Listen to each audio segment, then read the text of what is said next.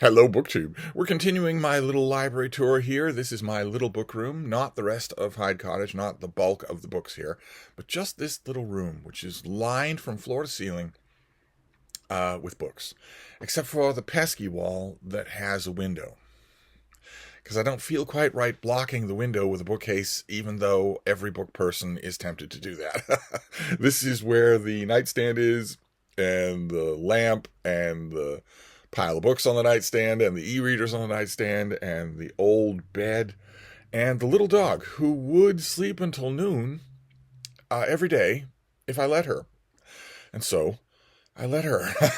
So we are moving on to the next shelf here. After this, I think I might have to move the camera. But the first thing that we have here is a big one. Let's get this off the shelf here. This is Shakespeare, who is the subject of Randy Ray's Lone Star Book Club this month and the rest of the year. The Sonnets of William Shakespeare. This is the running press paperback of Shakespeare.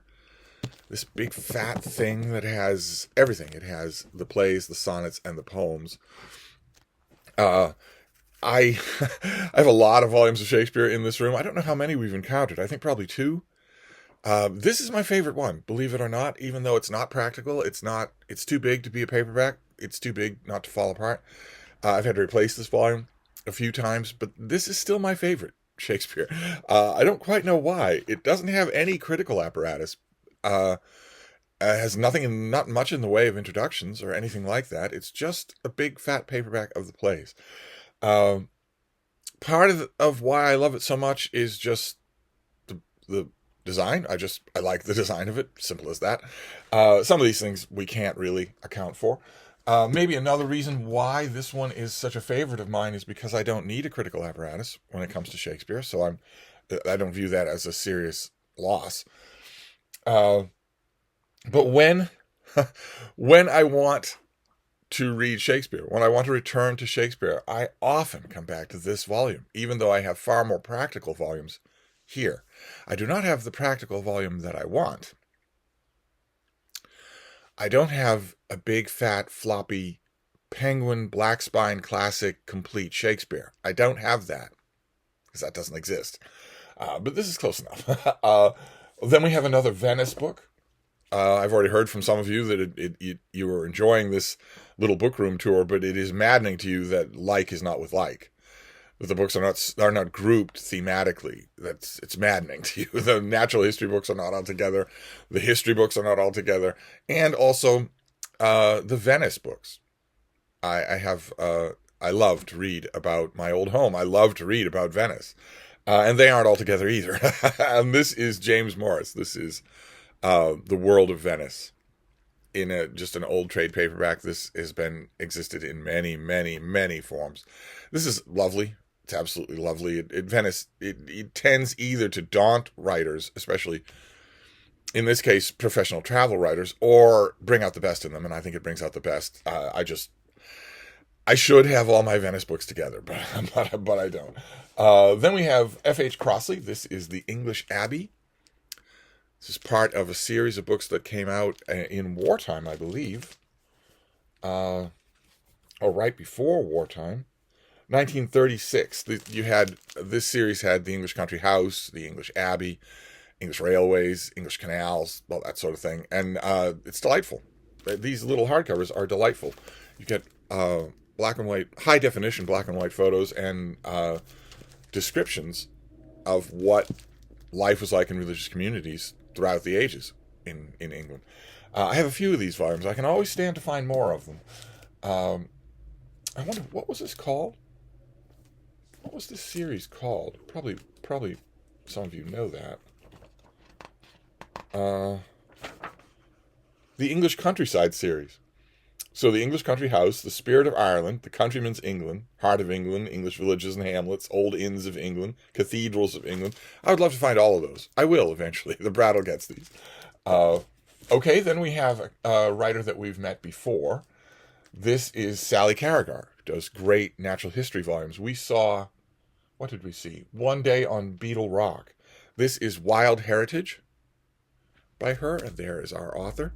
And these are natural histories with illustrations. This one ranges far afield. It's not just Canada and the United States. This ranges all over the world.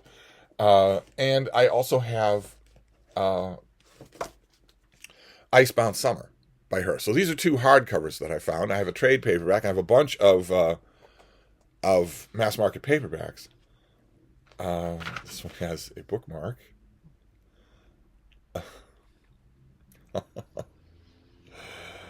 This one has there's a nice old postcard of sand dunes in New England.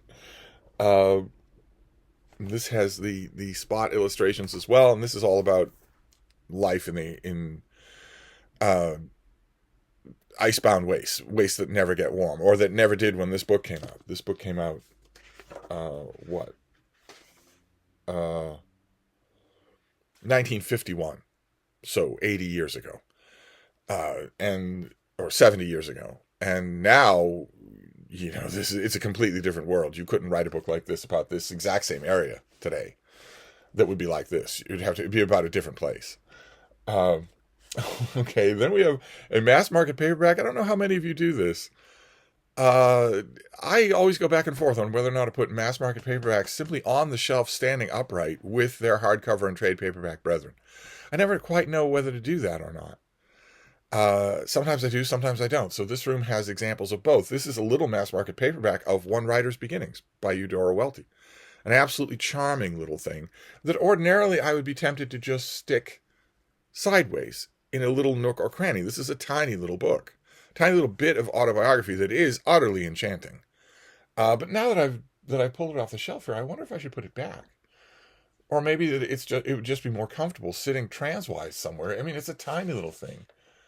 And some of the books that would go on the shelf where it is can't fit transwise. I don't know. Anyway, we'll leave it off for now because it makes it easier to maneuver. Then we have the rest of the video is one author. So this is a case where at some point in the distant past, I must have thought, well, I should put all these things together. I should organize this room. So I put all of these together. The author is Mary Renault, who did lots of conventional novels, but also lots of historical novels, and her historical novels are almost uniformly excellent. They are almost uniformly great. This is her first, The Last of the Wine, about two soldiers in ancient Greece who fall in love and are dealing with war and dealing with the life in the city and dealing with, crabby old Socrates. And it's wonderful. Absolutely wonderful. It was the first sign of the magic that this author would do in this particular subgenre. And then we have The King Must Die. This just is an old mass market paperback of euhemerization. This is an old mass market paperback, a story of Theseus, a mythological figure, only here he is made real. He is given a real grounding. We have The Persian Boy, her masterpiece. This is about Alexander the Great, seen through the eyes of a Persian eunuch that joins his camp and goes with him to the ends of the earth.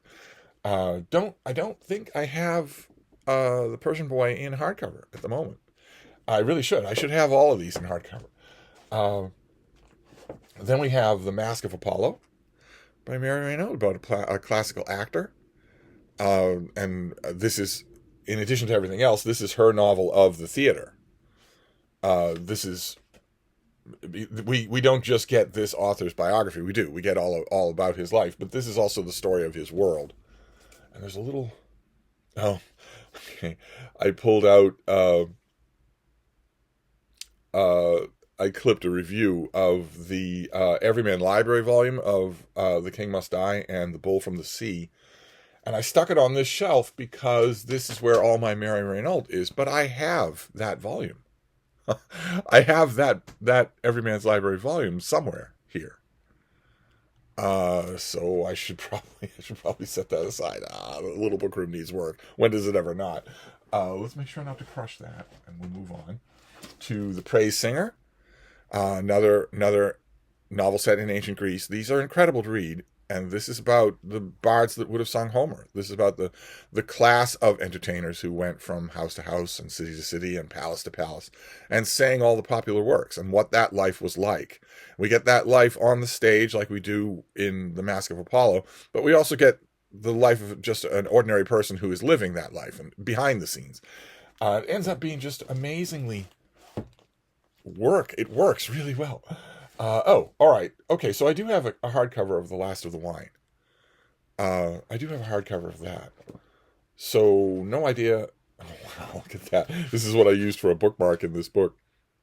The cover of the mass market paperback, but not that mass market paperback. The cover of some earlier copy of that mass market paperback that I got. That's what I used for a bookmark in there.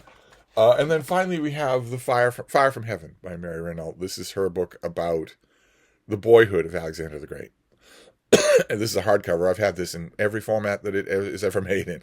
This is the story of the boyhood of Alexander the Great, about which we have lots of mythology, no actual facts that deal with him. There are actual facts that deal with his father and assassination attempts on his father, and then eventually a successful assassination of his father. But all the rest of it, all the story of him, and there he is with Bucephalus, his horse. All the rest of the stuff with him is mythology, including divine mythology about how he was divinely begotten on his mother Olympia by the gods rather than by Philip. So I have some Mary Renault in hardcover. Okay. But I don't have all of it in hardcover. I don't even have all of it, period. There are a couple of books here that are missing. Okay, so obviously a work in progress. so there you go. That's that shelf. The one question I have is whether or not I will of course put One Writer's Beginnings back with the other mass market paperbacks, but now I'm wondering if maybe I should change that and put those somewhere else. Because there are 4 mass market paperbacks altogether. If I take those out, that's room for 2 books on this shelf. Did I put those there originally thinking that I need a hardcover of The King Must Die and The Persian Boy, which would fit just perfectly in that space? Is that what I did that for? I don't know.